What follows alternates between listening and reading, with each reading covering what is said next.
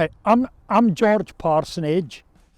I was born in this house behind us, the top right-hand window there, that room. I was born in that room. I suppose I was what we would call spoiled rotten. I was the youngest of 4 in the family. I was the baby of the family. But we were a very, very compact family because we didn't really go anywhere. Living here in the park, you didn't really go out and travel very far. The main thing, when I was a child, I mean, living with your father with a boatyard and everything, since I was able to walk, you just spent all your time down at the boatyard, you know.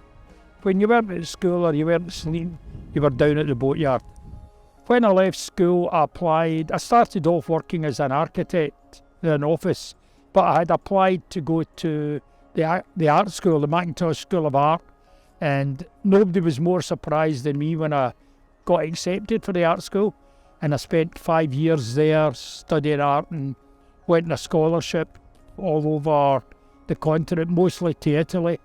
Came back, did teacher training at Jordan Hill, and for many years I was doing school teaching. Yeah, I love a lot of artists. Any art, anybody that's doing it, I think is wonderful. That's both art-wise, singing-wise. I'm an opera fan. I love opera music. And I don't go any further than Maria Callas. I was listening to her this morning, she is absolutely, nobody can sing like Maria Callas can. And art-wise, I really do I like everything because people illustrate things in different ways, you know. Can you tell us how you started working with your dad? As a call from the police or from the public would come in an emergency, you couldn't watch your dad going out to work if you were able to help him.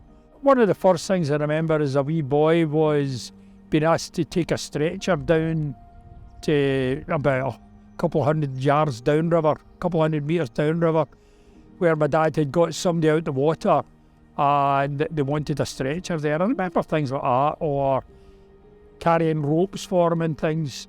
You just do what you can. And I mean, I learned to row very, very fast, and by being here all the time, I quickly became a very, very good rower. And then my dad would use me to row his boat for him, you know. My father didn't really expect me to. He had set me up as an artist, but when my father died, we had this house, and that afternoon the police phoned. The police hadn't really realised my father died, and the police phoned about someone needing rescued downriver, and I just went. That was it. You couldn't say, sorry, can I go? You went. That's what you were trained for. And as I say again, you get sucked straight into it, you know. No alternative.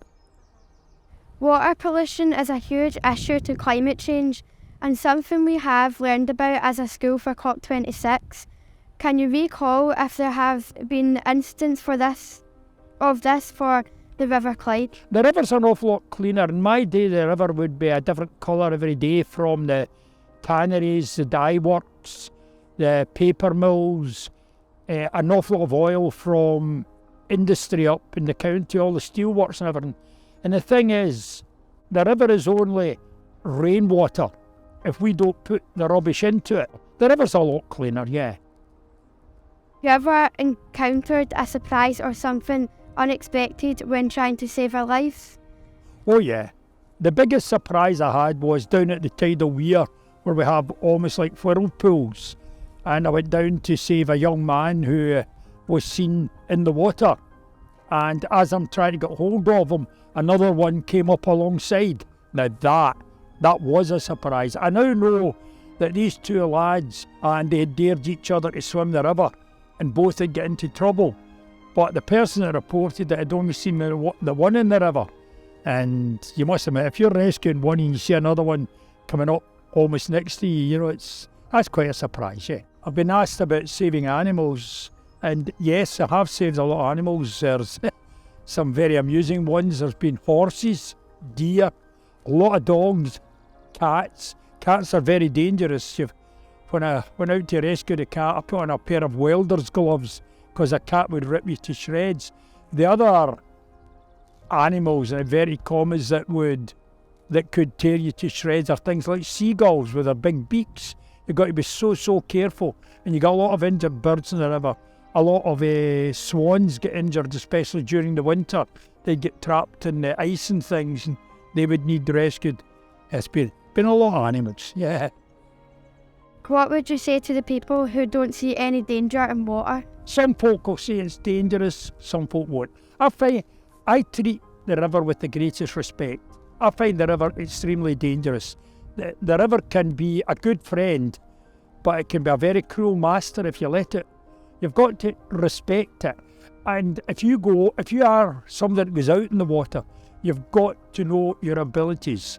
The people that usually get into trouble are the people who haven't realised how limited their abilities are. And they overstretch their abilities and they get into trouble. And they've got to remember, it's not just them that might lose their life. It's some youngster walking up the river bank that might go to help them. A police officer, a lifeboat officer, somebody sees them in trouble. And that person might lose their life trying to save them. You've got to think the whole thing out. You've got to be careful, very, very careful, very respectful of water. Any water can kill.